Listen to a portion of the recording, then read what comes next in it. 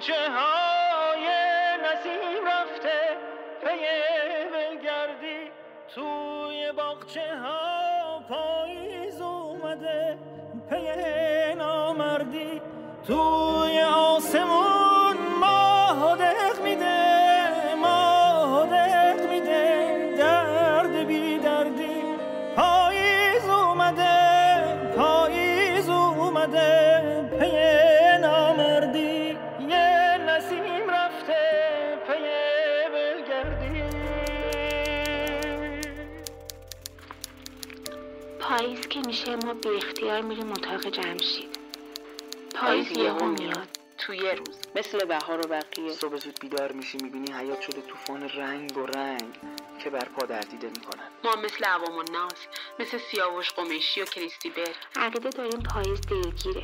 شباش صدای بوف میاد. به جمشید میگیم سرمعرکه مهمون نمیخوای دلمون گرفته؟ میگه بابا کجاش دلگیره؟ نگاه نارنجیا رو به زبان حال با انسان سخن میگه. خرمالو رو ببین. میگم جمشید نارنجی چیه؟ مهر، آبان، وای از آذر. چجوری بگذارونیم امسالو؟ تولد جمشید آبانه. خب معلومه خوشش میاد.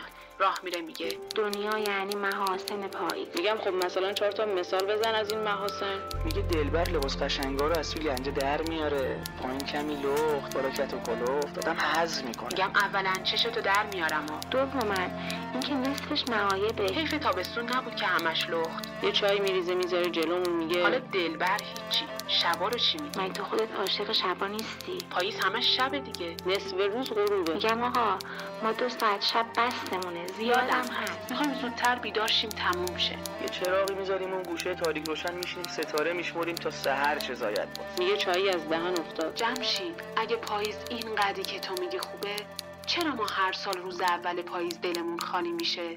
همه به این زردی و نارنجی نگاه میکنن حالشون جا میاد. چرا ما بلد نیستیم؟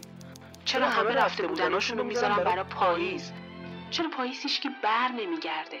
مثل باده سرد پاییز غم لعنتی به من زد، حتی باغبون نفهمید که چه آفتی به من زد.